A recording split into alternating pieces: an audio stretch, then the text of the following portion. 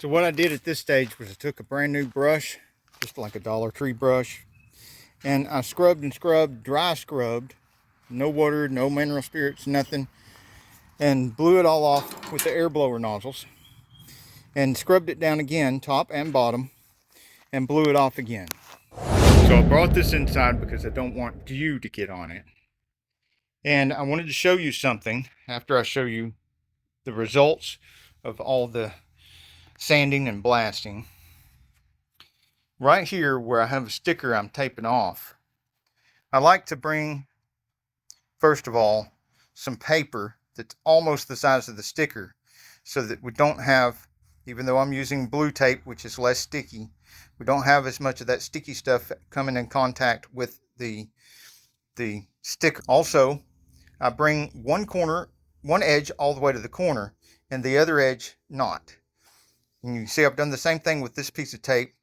It's from one corner, not quite the other corner, because this piece of tape will go all the way to that corner and then come across. And then this piece of tape will go from corner to corner, whereas these two don't.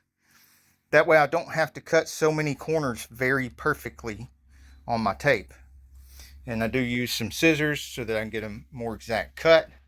And I've got that one more sticker over there. That's what I wanted to say, because I want whoever has this next to have that belt diagram in case they need it. You can see how the sanding and everything turned out. It's just so much better than it was as far as the rust. And to also help prevent the return of the rust, using Rust-Oleum primer, and I will be using yellow rust proofing paint. This is a safety yellow. It's very close to the Cub Cadet yellow, and it has that ingredient that I can't pronounce that inhibits rust. And no, I don't need nearly that much paint for this project. It's just that, this ain't the last project that I'm going to do. And the price per paint isn't that much different than the price per gallon.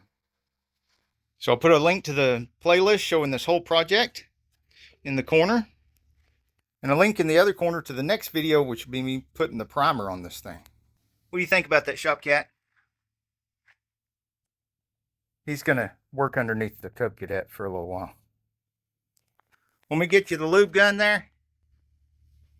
Hey, if you like this video, we got a whole lot more. We got tool reviews, we've got repair videos, we've got show car videos, hot rods, mod rods, you name it. If it's got wheels on it and an engine, it's probably on this channel. So subscribe, like, and binge watch Saneauto. Do not attempt anything you see or hear in this video. Serious injury or death may occur. Saneauto and or Victor Sane cannot guarantee against improper use or unauthorized modifications of this information. Saneauto and or Victor Sane assumes no liability for property damage or injury incurred as a result of any of the information contained in this video.